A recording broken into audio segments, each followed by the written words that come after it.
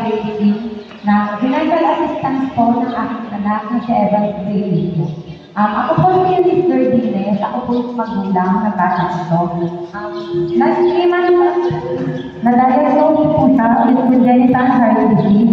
Invoice po yung sa kanya, meron din po siyang left and right heart enlargement kasi po sobrang late na po kami para po sa operasyon niya. Dapat po kasi 8 months old pa lang na operahan na po yung bata. Pero hindi po kasi namin alam na may sakit siya.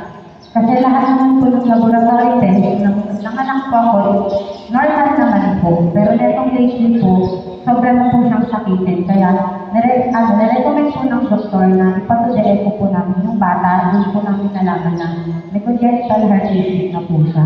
Ang sabi po kasi ng doktor niya sa physical center is as soon as possible dapat po maoperahan yung bata. And nagtubos po kasi yung operation niya ng almost million po. Hindi po talaga namin kayang i-provide ang husband ko. Kasi sa age po namin, magkano pa lang po yung naiipon. And naubos na po talaga sa 3 months po namin nagagamot at pabalik-balik sa ospital. Naubos na po talaga yung funds namin mag-asawa.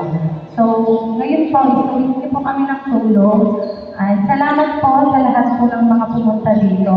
Sa nag-organize po ng event na to, malaking tulong po lahat po ng malilikom namin para po sa gamutan ng anak ko at sa magiging operasyon po niya na sana po is mangyari po ngayong taon.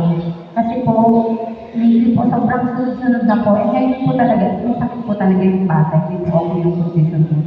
So, after po ng event na to, lahat po ng malilikom, is willing po ako mag-send sa nag-organize po ng event ng mga magagastos po, lalo po sa follow-up check-up niya po ngayong first week ng December para alam po ng mga tumulong, ninyo pong lahat kung saan po mapupunta yung lahat ng amount po na nalikom po natin na hindi po masisayang.